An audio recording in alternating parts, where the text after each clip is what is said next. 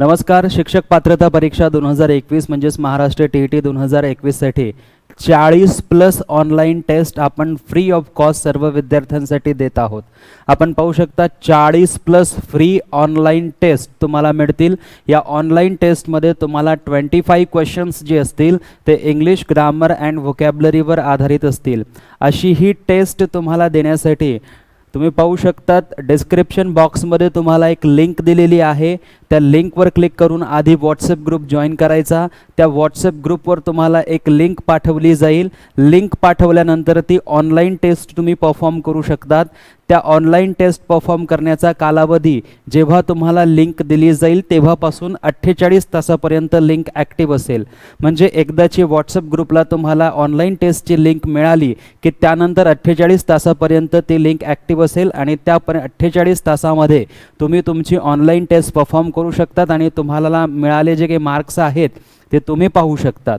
तर या ऑनलाईन टेस्टचा फायदा घेण्यासाठी तुम्हाला डिस्क्रिप्शन बॉक्समध्ये लिंक दिलेली आहे आणि लिंकवर क्लिक करताबरोबर तुम्हाला या पद्धतीने तुमचा मोबाईल नंबर आणि एक OTP या पद्धतीने व्हेरिफिकेशन करावं लागेल आणि लगेचच तुम्ही ऑनलाईन टेस्ट जी आहे ती देऊ शकतात.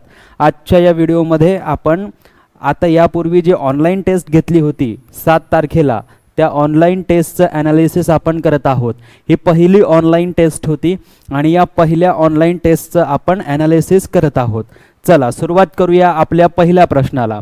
पहिला प्रश्न आहे identify the figure of speech. म्हणजे पहिला प्रश्न हा फिगर ऑफ स्पीचचा आहे.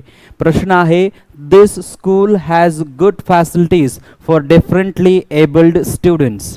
आता या सेंटेन्समध्ये जर आपण पाहिलं तर इथे लिहिलेलं आहे this school has good facility. म्हणजे ही जी शाळा आहे या शाळेमध्ये चांगल्या फॅसिलिटीज आहेत. फॉर कोणासाठी? डिफरंटली एबल्ड स्टुडंट्ससाठी. डिफरंटली एबल्ड स्टुडंट्ससाठी. बघा डिफरंटली आणि एबल्ड हा जो शब्द वापरलेला आहे हा शब्द जनरली जे दिव्यांग लोक असतात त्यांच्यासाठी वापरला जातो. बघा एखादा शब्द जो असतो तो शब्द जर हार्श असेल, जर कठीण असेल किंवा सिरियस टाईपचा जर शब्द असेल आणि त्या शब्दाला मृदू शब्दामध्ये कन्वर्ट केलं जातं, त्या शब्दाला मीठ शब्दामध्ये कन्वर्ट केलं जातं की त्याचा प्रभाव जो असेल तो सौम्य असेल. आणि म्हणून डायरेक्टली या ठिकाणी आपण दिव्यांगांसाठी यूज होणारा इंग्रजी शब्द न वापरता डिफरंटली एबल्ड हा शब्द वापरलेला आहे. आणि म्हणून ज्या ठिकाणी सिरियस टाईपचा शब्द न वापरता सौम्य प्रकारचा शब्द वापरला जातो अशा फिगर ऑफ स्पीचला युफेमिझम असं म्हटलं जातं. युफेमिझम म्हणजे स्तुती करणे, प्रशंसा करणे. मग आपण जर पाहिलं तर हायपरबोल, हायपरबोल म्हणजे अतिशयोक्ती करणे. या सेंटेन्समध्ये अतिशयोक्ती करण्यात आलेली आहे का? अजिबात नाही. म्हणजे हे आपलं उत्तर होऊ शकत नाही. त्यानंतर पुढचं आहे युफेमिझम. युफेमिझम म्हणजे काय? एखादा सिरियस टाईपचा शब्द हा सौम्य प्रकारात म्हणजे सॉफ्ट स्वरूपामध्ये त्या सेंटेन्समध्ये दिलेला जातो आणि म्हणून त्याला युफेमिझम असा फिगर ऑफ स्पीच म्हटला जातो. इथे दिव्यांग व्यक्तींसाठी डिफरंटली एबल्ड हा एक सौम्य स्वरूपाचा शब्द आणण्यात आलेला आहे म्हणून हा फिगर ऑफ स्पीच जो असेल हा युफेमिझम असेल.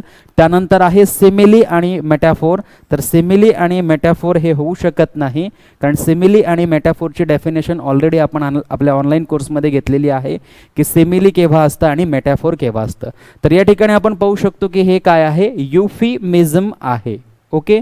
त्यानंतर पुढचा प्रश्न घेऊया. पुढचा प्रश्न आहे I wish if I dot dot there to help you. आता बघा सेंटेन्समध्ये लिहिलेलं आहे आय विश आणि याच्यानंतर काय आलेलं आहे? इफ. नेहमी लक्षात ठेवायचं की इफ हा ज्या वेळेस कंजंक्शन आपल्या सेंटेन्समध्ये येईल आणि तो जेव्हा एक इमॅजिनरी सेंटेन्स तयार करण्याचा प्रयत्न करेल तेव्हा त्याच्यानंतर जर आय हा सब्जेक्ट असेल किंवा कोणताही सब्जेक्ट असेल त्याच्यानंतर आपल्याला इमॅजिनेशनसाठी वर या ऑक्झिलरी व्हर्बचा वापर करावा लागेल. जर आपण वॉज या ऑक्झिलरी व्हर्बचा वापर केला तर हे चुकीचं होतं.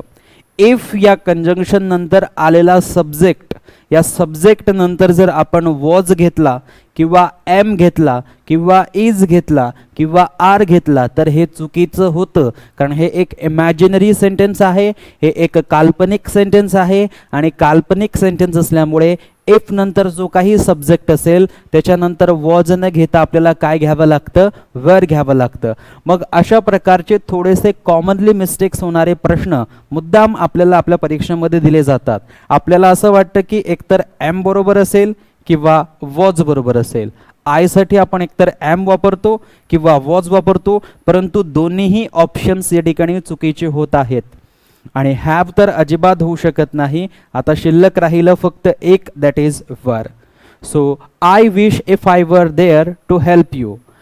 काश मी तिथे असतो आणि तुला हेल्प केली असते. अशा पद्धतीचा हा जो एक सेंटेन्स आहे. तर लक्षात ठेवायचं आहे की यामध्ये इफ नंतर सब्जेक्ट आल्यानंतर वॉज किंवा एम किंवा हॅव किंवा हॅज असं वापरलं जात नाही.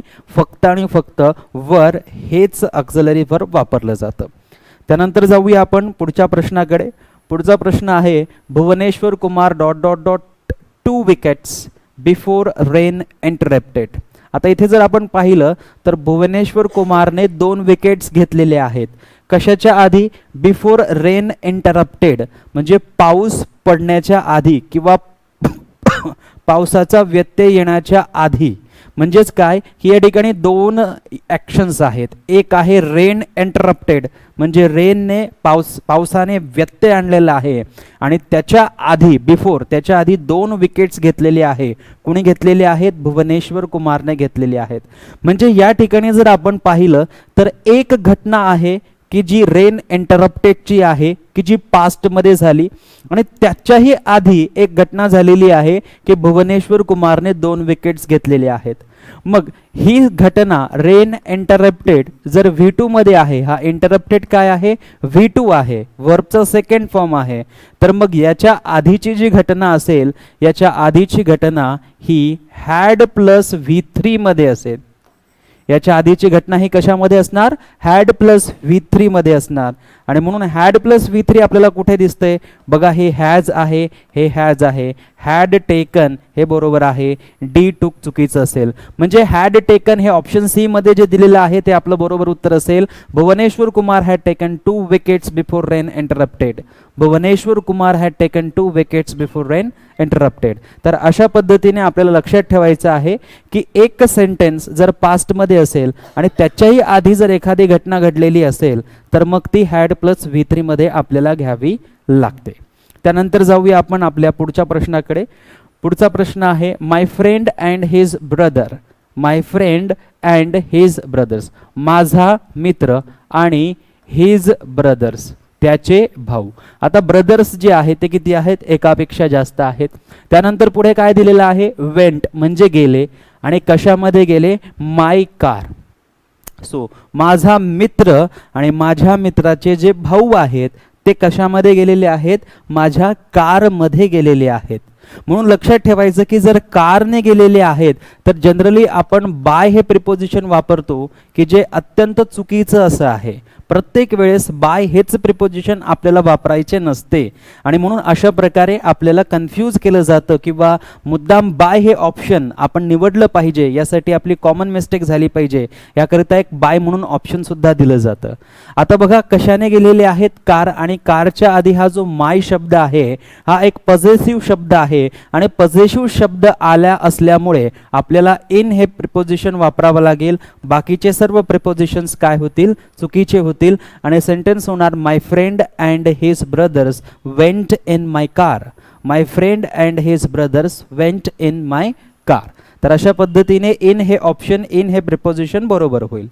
त्यानंतर आपण पुढे जाऊया. पुढचा प्रश्न आहे choose the correct preposition to correct the sentence. Sentence आहे this bottle has been made dot dot dot plastic. इथे प्लास्टिक असं लिहायला पाहिजे होतं, ते प्लास्टिक झालेलं आहे. Okay, plastic. This bottle has been made dot dot dot plastic. बघा, एखादी बॉटल जर प्लास्टिकने तयार केली गेली असेल, प्लास्टिक हे मटेरियल वापरून जर तयार केली गेलेली असेल तर ऑब्व्हियसली आपल्याला त्या बॉटलचं प्लास्टिक जे आहे ते दिसत असतं. आणि म्हणून एखादी वस्तू ज्या मटेरियल पासून बनवण्यात आलेली आहे ते मटेरियल जर आपल्याला त्या वस्तूमध्ये दिसत असेल तर अशा परिस्थितीत मेड किंवा मेक नंतर आपण ऑफ हे प्रिपोजिशन वापरत असतो. सो बघा, ही bottle has been made, bottle बनवण्यात आलेली आहे. कशापासून बनवण्यात आलेली आहे? प्लास्टिक पासून बनवण्यात आलेली आहे. मग प्लास्टिक पासून बनवण्यात आलेली जी बॉटल आहे ती आपल्याला कळते, कारण आपल्याला पाहिल्यावर कळतं आणि हात लावल्यावरही कळतं की हे प्लास्टिकची बॉटल आहे. म्हणून कळतंय, आपल्याला दिसतंय की ते प्लास्टिकची आहे, म्हणून आपल्याला मेड नंतर इथे कोणतं प्रिपोजिशन वापरावं लागतं? ऑफ हे प्रिपोजिशन वापरावं लागतं. आणि ऑफ हे कशामध्ये आहे? ऑप्शन बी मध्ये आहे. आणि म्हणून फ्रॉम चुकीचं होईल, बाय सुद्धा चुकीचं होईल आणि इन सुद्धा चुकीचं होईल. करेक्ट प्रिपोजिशन होणार of. This bottle has been made of plastic. This bottle has been made of plastic. हे लक्षात ठेवायचं. चला घेऊया पुढचा प्रश्न. पुढचा प्रश्न आहे of the two friends Ramesh was dot dot dot. Of the two friends सांगितलेलं आहे, म्हणजे क्लिअरली कळतंय की किती मित्र आहेत? 2 मित्र आहेत. आणि त्या 2 मित्रांमध्येच तुलना करण्यात आलेली आहे, त्या 2 मित्रांमध्येच कंपॅरिझन करण्यात आलेली आहे. आणि त्या 2 मित्रांपैकी एक मित्र जो आहे त्याचं नाव काय आहे? रमेश. आणि दुसरा जो असेल त्याचं काहीतरी दुसरं नाव असेल, परंतु 2च व्यक्ती आहे आणि त्याच्यातील एक रमेश आहे, त्याची तुलना केली जात आहे. आणि तुलना जर केली जात असेल तर आपण कॉम्पॅरेटिव्ह डिग्रीचा वापर करतो. क्लेवरर जर आपण पाहिलं तर ऑप्शन ए आणि ऑप्शन बी मध्ये आहे. ऑप्शन सी आणि ऑप्शन डी मध्ये क्लेवरस्ट हे सुपरलेटिव्ह डिग्री आहे, म्हणून ऑप्शन सी ऑप्शन डी होणार नाही. आता ज्या वेळेस ऑफ द टू असं दिलेलं असतं त्यावेळेस आपल्याला कॉम्पॅरेटिव्ह डिग्री तर घ्यावीच लागते, परंतु त्याच्यासोबत आपल्याला आर्टिकल द चाही वापर करावा लागतो. आणि म्हणून ऑप्शन ए मध्ये आर्टिकल द चाही वापर केलेला आहे आणि क्लेवररचाही वापर आहे. ऑप्शन बी मध्ये मात्र फक्त क्लेवरर लिहिलेला आहे, म्हणून ऑप्शन बी आपलं उत्तर होणार नाही, सी उत्तर होणार नाही, डी उत्तर होणार नाही. फक्त ऑप्शन ए जे आहे तेच आपलं काय होणार? उत्तर होणार. So of the two friends Ramesh was the cleverer. Of the two friends Ramesh was the cleverer हे आपलं करेक्ट सेंटेन्स होईल. त्यानंतर घेऊया आपण आपला पुढचा प्रश्न. पुढचा प्रश्न आहे change the following sentence into passive voice. हे सेंटेन्स आपल्याला पॅसिव्ह व्हॉइस मध्ये कन्वर्ट करायचं आहे. सेंटेन्स आहे माय ब्रदर डिड नॉट नो हर. आता बघा सेंटेन्सचा सब्जेक्ट काय आहे? माय ब्रदर. त्याच्यानंतर व्हर्ब काय आहे? नो. आणि ऑब्जेक्ट काय आहे? हर. मग आपल्याला माहिती आहे की सेंटेन्सचा जो ऑब्जेक्ट असतो तो सब्जेक्ट बनतो पॅसिव्ह व्हॉइस म्हणजे. हा जो हर ऑब्जेक्ट आहे तो सब्जेक्ट बनल्यानंतर शी होईल आणि शीने सेंटेन्स सुरू होणार आपण पाहू शकतो A B C. Option D my ब्रदरने सुरू होत आहे. ऑप्शन डी आपलं उत्तर होऊ शकत नाही. आता बघा इथे लिहिलेलं आहे डिड नॉट. डिड नॉट हा पास्ट इंडेफिनेट टेन्स आहे आणि पास्ट इंडेफिनेट टेन्स जेव्हा पॅसिव्ह व्हॉइस मध्ये लिहिला जातो तेव्हा तो वॉज वर प्लस V3 मध्ये जातो. आणि म्हणून शी नंतर आपल्याला वॉज किंवा वॉजच पाहिजे, वर जनरली शी नंतर वापरत नाही. सो शी नंतर इथे इज वापरलेला आहे तर हे ऑप्शन ए कॅन्सल होणार. इथे वॉज वापरलेला आहे, इथे वॉज वापरलेला आहे, म्हणजे बी आणि सी पॅरलल आहे. सेंटेन्स नेगेटिव्ह आहे म्हणून इथे नॉट घ्यावा लागणार, इथे सुद्धा नॉट घ्यावा लागणार. त्याच्यानंतर नोचा V3 घ्यावा लागणार. हा V1 आहे, याचा V3 काय आहे? नोन आहे, नोन आहे. अगदी बरोबर आहे. आता आपल्याला माहिती असलं पाहिजे की ज्या वेळेस एखादं सेंटेन्स जे ऍक्टिव्ह व्हॉइसचं असेल आणि ज्याच्यामध्ये नो असेल त्याचं जेव्हा आपण पॅसिव्ह व्हॉइस करणार तेव्हा नोन लिहिणार, परंतु नोन नंतर बाय हे प्रिपोजिशन अजिबात येत नाही. इथेच आपली चूक होते. नोन नंतर जर बाय लिहिलेलं असेल तर हे चुकीचं असेल, म्हणजे हे चूक झाली सी मध्ये. आपलं ऑप्शन बी जे आहे ते बरोबर होणार, कारण नोन नंतर आपल्याला काय घ्यावं लागणार? टू हा प्रिपोजिशन घ्यावा लागणार. नॉन नंतर आपल्याला बाय प्रिपोजिशन घ्यावा लागत नाही, घेऊ शकत नाही, चुकीचं होतं. मग टू प्रिपोजिशन घेतल्यानंतर शिल्लक राहिला तर ऑब्जेक्ट. ऑब्जेक्ट आपला या ठिकाणी माय ब्रदर जो सब्जेक्ट आहे तो इकडे ऑब्जेक्ट जाणार जसाचा तसा माय ब्रदर. आणि आपण जर पाहिलं तर इथे बघा टू बरोबर आहे, माय ब्रदर बरोबर आहे, म्हणजे ऑप्शन बी जे आहे that is our right option. तर अशा पद्धतीने ऑप्शन बी जे आहे ते आपलं करेक्ट उत्तर होणार. त्यानंतर जाऊया आपण पुढच्या प्रश्नाकडे. पुढचा प्रश्न आहे I wish if I dot dot dot dare to help you. हा प्रश्न पुन्हा रिपीट झालेला आहे. इफ नंतर आय असेल तर आपण काय यूज करतो? वर यूज करतो. Option B C D cancel होणार. ऑप्शन ए आपलं फायनल उत्तर होणार. त्यानंतर आपण जाऊया पुढच्या प्रश्नाकडे. पुढचा प्रश्न आहे Ganga is dot dot dot sacred river. आता बघा गंगा हे एक नदीचं नाव आहे म्हणून आपण आर्टिकल द चा वापर करणार म्हणजे करणार. ओके, मग द कुठे कुठे आहे? तर द ए मध्ये आहे, बी मध्ये आहे, सी मध्ये नाही, डी मध्ये नाही, म्हणजे सी आणि डी कॅन्सल झाले. आता बघा इथे आपल्याला आर्टिकल घ्यायला सांगितलेलं आहे. रिव्हर किती आहे? एक. रिव्हर कशी आहे? सेकड. सेकडचा उच्चार कसा होतो? से. म्हणजे कोणतं आर्टिकल घेणार? Article a. मग आपल्याला द सोबत इथे नो आर्टिकल सांगितलेलं आहे, हे चुकीचं होणार. इथे आर्टिकल ए आहे म्हणजे पुन्हा एकदा the Ganga is a sacred river. The Ganga is a sacred river. Option B जे आहे ते आपलं फायनल आन्सर होणार. त्यानंतर आपण घेऊया पुढचा प्रश्न. पुढचा प्रश्न आहे they have divided the area dot dot dot 3 regions. बघा डिवायडेड जर असेल तर त्याच्यानंतर नेहमी इनटू हे प्रिपोजिशन वापरले जाते. मग तो एरिया जो आहे तो किती पार्टमध्ये, तो रिजन किती पार्टमध्ये? 3 पार्टमध्ये डिवाइड करण्यात आलेला आहे. मग बघा इथे काय घ्यावं लागणार आपल्याला? इनटू. इनटू ऑप्शन ए मध्ये आहे. इन येणार नाही, इनसाइड येणार नाही, ऑन येणार नाही. अत्यंत सोपा आणि अत्यंत बेसिक असा प्रश्न होता. त्यानंतर जाऊया पुढच्या प्रश्नाकडे. Join the following sentence using as soon as the teacher came into the class all the students became silent. सुरुवात होईल as soon as पासून. बघा as soon as, as soon as, as soon as, as soon as. the teacher आणि नंतर येणार came. the teacher, the teacher, the teacher, the teachers. इथे teachers लिहिलेलं आहे, हे चुकीचं होणार. ऑप्शन डी कॅन्सल होणार. त्याच्यानंतर काय हवं आपल्याला? केम. इथे केम आहे, इथे केम आहे, इथे कम आहे म्हणजे हे चुकलं. सो ऑप्शन सी सुद्धा आपलं उत्तर होणार नाही. त्यानंतर into the class, into the class, into the class बरोबर आहे. सो इथे कॉमा येणार, कॉमा येणार. आता हे होणार all the students, all the students, all the students बरोबर आहे. इथे बिकेम आहे, बघ इथे सुद्धा बिकेम येणार. इथे बिकेम चुकीचं आहे म्हणजे ऑप्शन बी जे आहे ते कॅन्सल होणार. ऑप्शन ए आपलं करेक्ट सेंटेन्स होणार ॲज सून ॲज मध्ये. As soon as the teacher came in to the class all the students became silent. As soon as the teacher came in to the class all the students became silent. Option A जे आहे ते आपलं right option होणार. त्यानंतर घेऊया आपण पुढचा प्रश्न. पुढचा प्रश्न आहे he is the same boy has stolen our bag.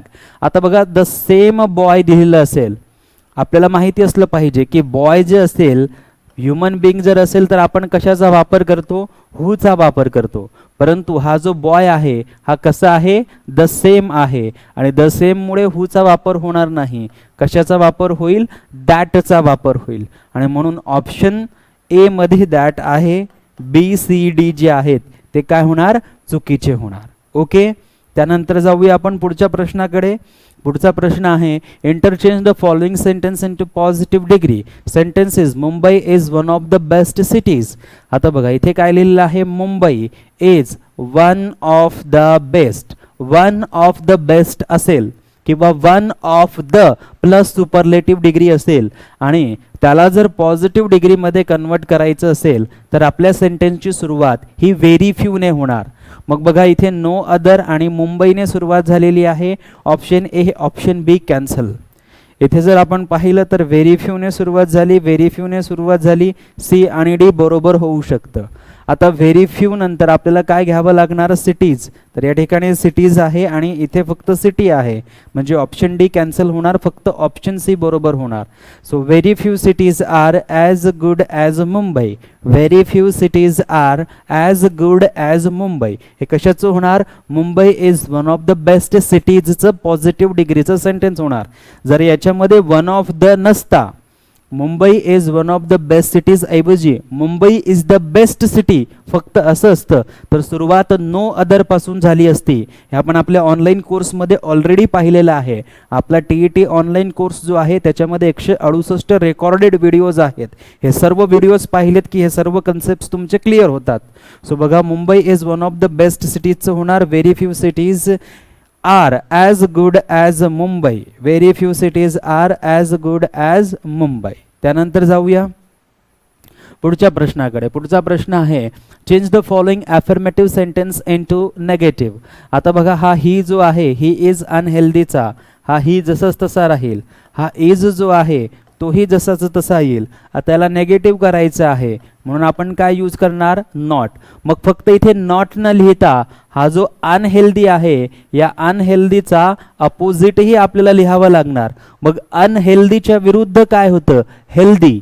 मग ते हेल्दी आपल्याला इथे लिहावं लागणार आणि हे आपलं करेक्ट नेगेटिव्ह होणार. ही is not healthy, he is not healthy, he is unhealthy. म्हणजे सेंटेन्सचा मिनिंग बदलायला नको. He is unhealthy, he is unhealthy म्हणजे काय, तो हेल्दी नाही. आणि ही इज नॉट हेल्दीचाही अर्थ होतो तो हेल्दी नाही. मग ही इज नॉट हेल्दी कुठे मिळतंय, he is not healthy option A मध्ये आहे. इथे ही इज नॉट अनहेल्दी चुकीचं, ही इज नॉट अनहेल्दी चुकीचं, none of the above option D देखील चुकीचं. So option A is the right option. त्यानंतर जाऊया पुढच्या प्रश्नाकडे. पुढचा प्रश्न आहे, rewrite the following sentence using past indefinite tense. All the employees start speaking in Hindi. आता बघा, ऑल द एम्प्लॉईज काय आहे, सब्जेक्ट आहे आणि हा स्टार्ट जो आहे हा काय आहे, V1.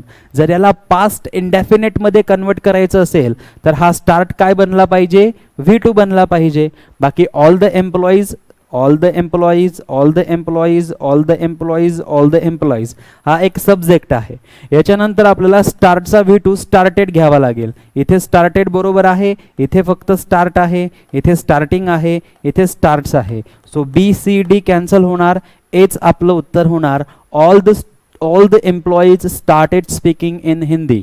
All the employees started speaking in Hindi. लक्षात ठेवायचं, असे प्रश्न आपल्याला विचारले जातात टीईटीच्या परीक्षेमध्ये. Add a question tag to the following sentence. आता हा क्वेश्चन टॅगचा प्रश्न आहे. Everyone is able to play well. आता बघा इथे काय आहे, एव्हरीवन एक सब्जेक्ट आहे. ओके, त्याच्यानंतर काय आहे, इज लिहिलेला आहे. मग आपल्याला माहिती आहे की इज असेल तर इजचं आपण काय करतो, एजंट करतो.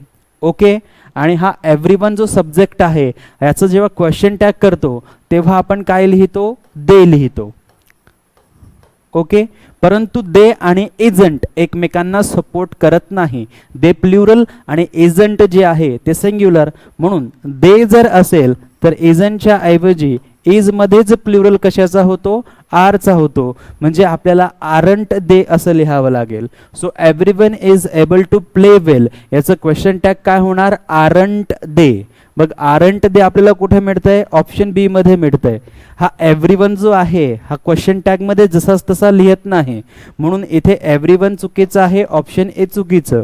इथे सुद्धा एव्हरीवन चुकीचं आहे, ऑप्शन डी चुकीचं.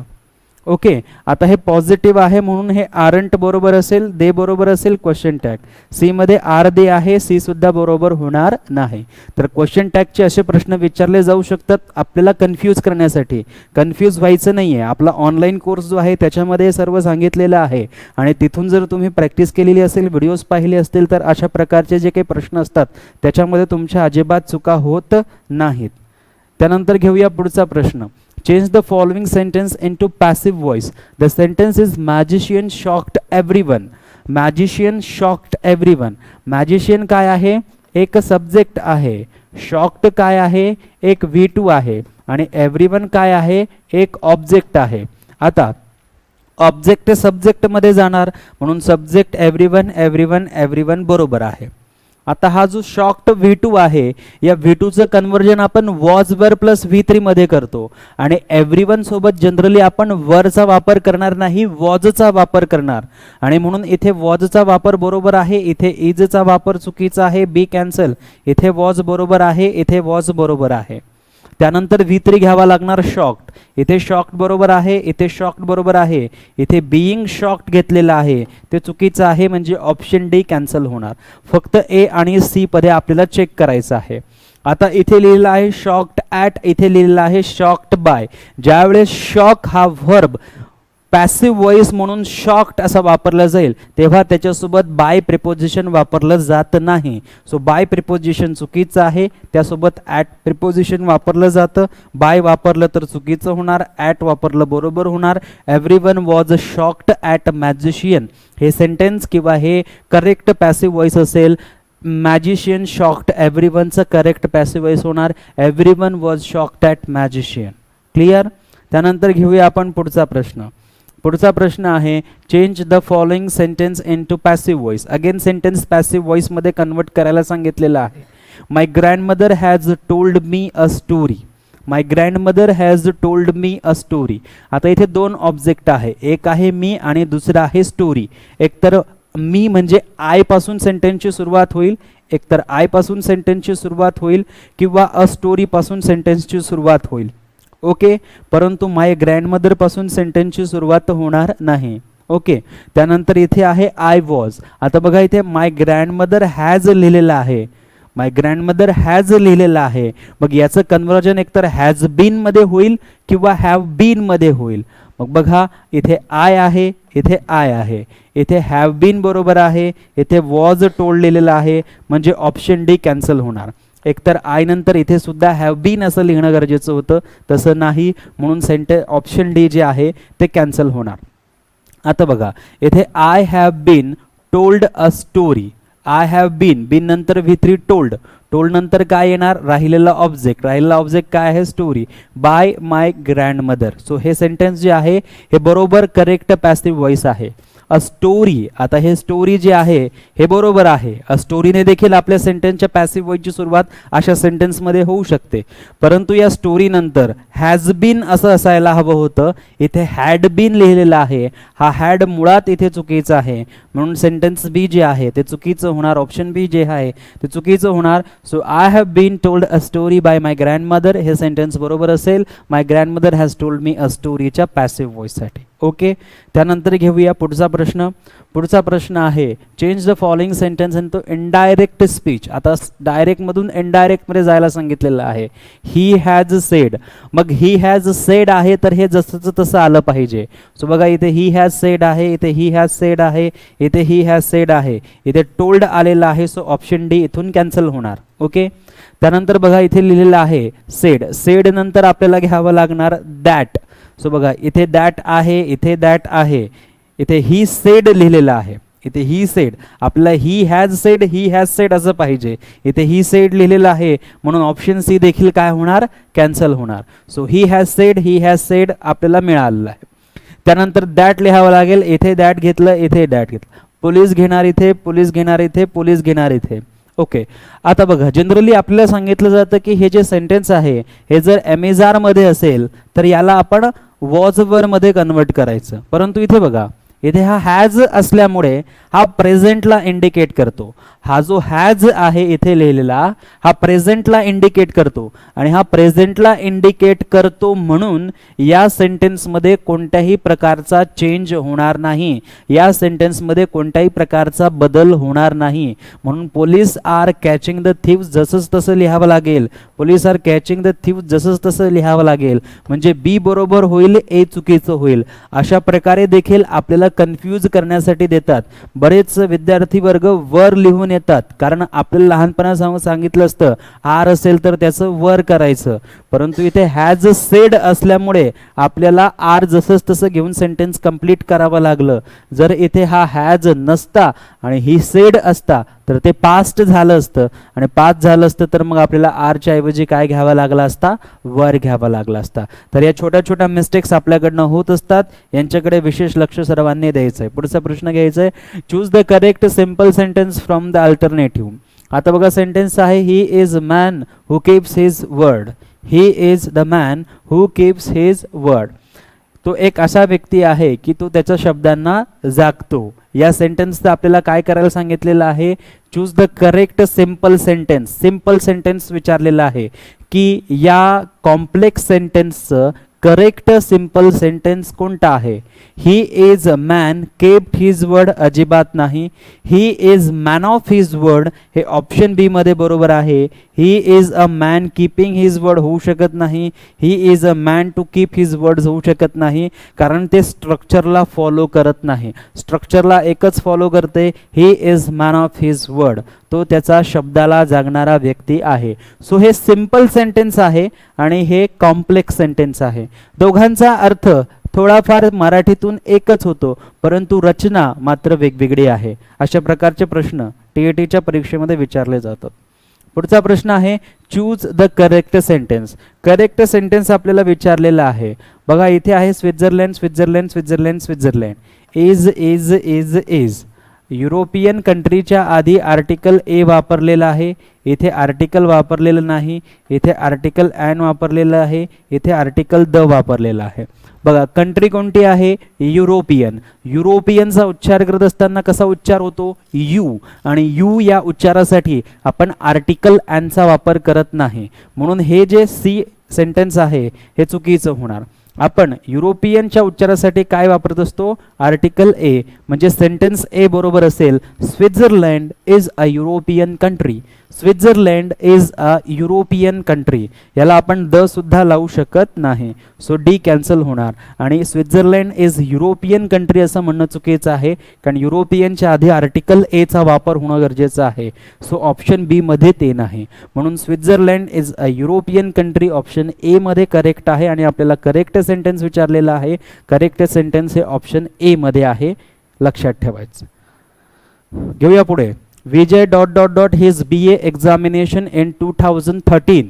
विजय हिज BA एक्झामिनेशन, त्याची BA ची एक्झामिनेशन 2013 मध्ये. आता काय सुरू आहे, 2021. 2013 कुठे गेलं, पास्ट मध्ये. मग तुम्हाला सांगितलेलं आहे की इन सोबत जर पास्ट मधील एखादं इयर असेल तर आपल्याला या सब्जेक्ट नंतर काय यूज करावा लागतो, V2 यूज करावा लागतो. मग V2 हा आहे का, हॅड पास्ट V2 नाही, हॅज पास्ट V2 नाही, पास्ट काय आहे, V2 आहे. सी बरोबर होणार. हे पासेस काय आहे, V1 ला S लावलेला आहे, सो ऑप्शन डी होणार नाही, ऑप्शन सी होणार past. Vijay past his BA examination in 2013. Clear. पुढचा प्रश्न.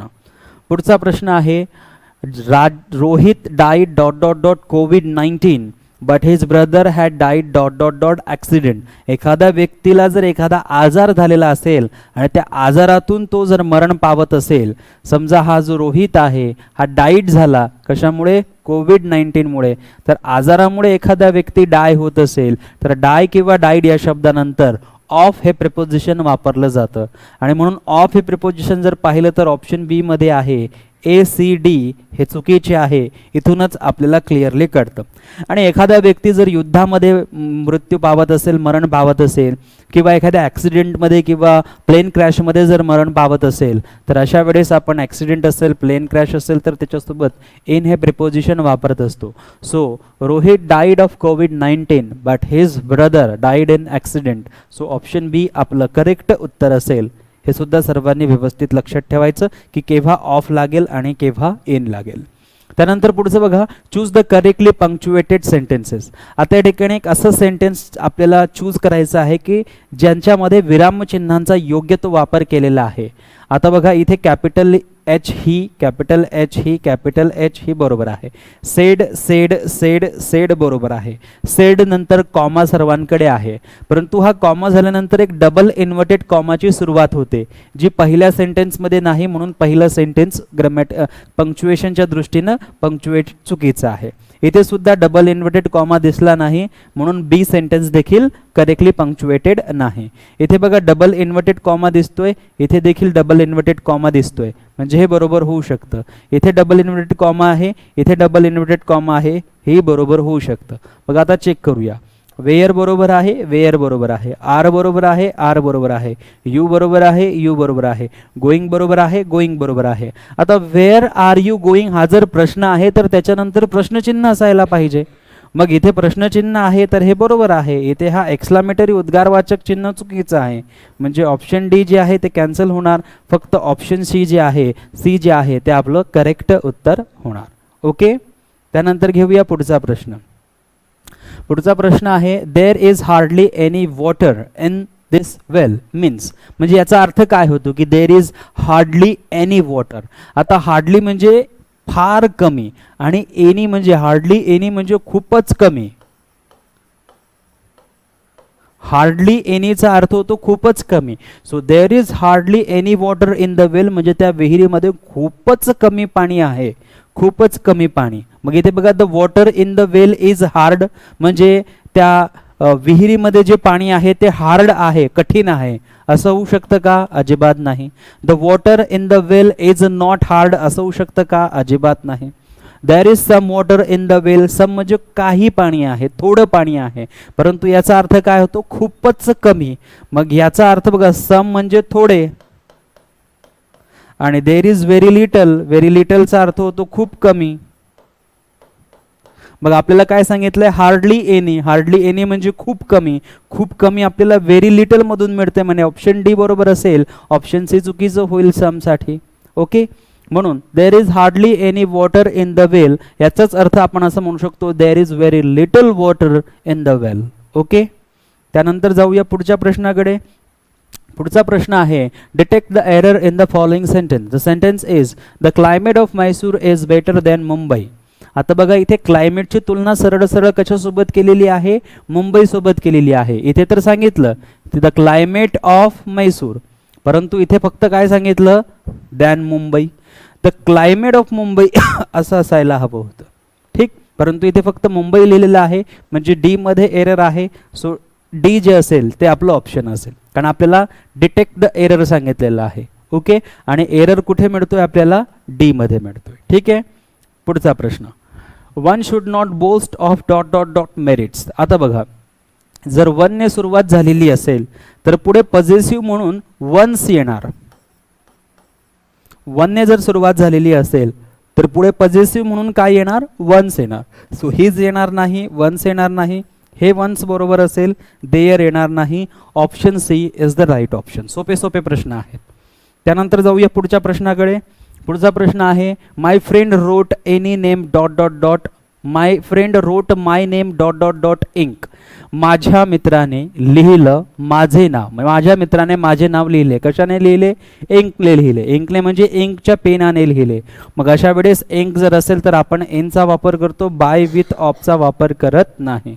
Writing in ink, writing in ink किंवा राईट इन इंक असंच म्हटलं जातं, राईट विथ इंक असं म्हटलं जात नाही.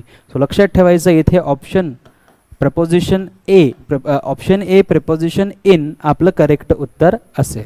ओके, त्यानंतर जाऊया पुढच्या प्रश्नाकडे. पुढचा प्रश्न आहे, dot dot dot man feels frustrated because of lack of opportunities. Option many, a great many, many, many great. आता बघा, अ ग्रेट मेनी असेल किंवा मेनी असेल किंवा a many great, a many great तर चुकीचं आहे, असं होऊ शकत नाही. ऑप्शन डी इथूनच कॅन्सल. परंतु अ ग्रेट मेनी असेल आणि मेनी असेल तर ह्याच्यानंतर नेहमी प्लुरल नाऊन येत असते. आणि आपण जर इथे पाहिलं तर इथे मॅन आहे आणि मॅन काय आहे, सिंग्युलर आहे. म्हणजे ऑप्शन बी, ऑप्शन सी येणार नाही.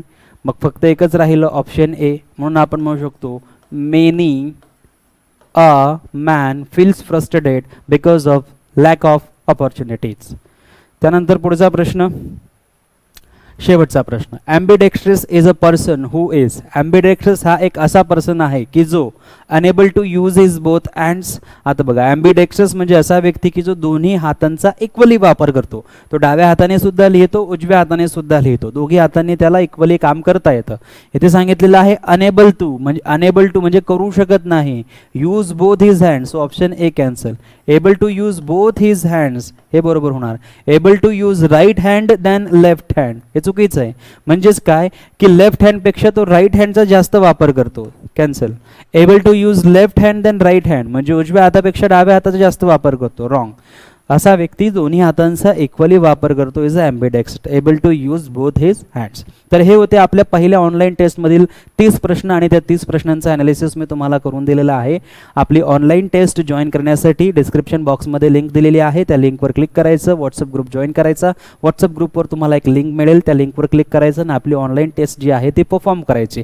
जेव्हा ऑनलाईन टेस्ट मिळेल ती 48 तासासाठी ॲक्टिव्ह असेल. 48 तासापर्यंत तुम्ही केव्हाही आपली टेस्ट परफॉर्म करू शकतात. आपला ऑनलाईन कोर्स जो आहे तो सुरू होत आहे 15 ऑगस्ट पासून. 168 प्लस रेकॉर्डेड लेक्चर्स तुम्हाला दिलेले आहेत जे तुम्ही केव्हाही आणि कितीही वेळेस पाहू शकतात. आणि 15 ऑगस्ट पासून ते 15 ऑक्टोबर पर्यंत, जोपर्यंत आपली परीक्षा होत नाही तोपर्यंत आपण लाईव्ह लेक्चरमध्ये एक हेल्दी कम्युनिकेशन आणि अशाच प्रकारचे वेगवेगळ्या प्रकारचे प्रश्न जे आहेत त्यांचा ॲनालिसिस आपण करणार, म्हणजे जेणेकरून योग्य ते प्रकारे तुमची तयारी TET या परीक्षेसाठी होईल. तर चला भेटूया पुढच्या एका व्हिडिओमध्ये. तोपर्यंत काळजी घ्या. Take care. बाय. जय हिंद, जय भारत.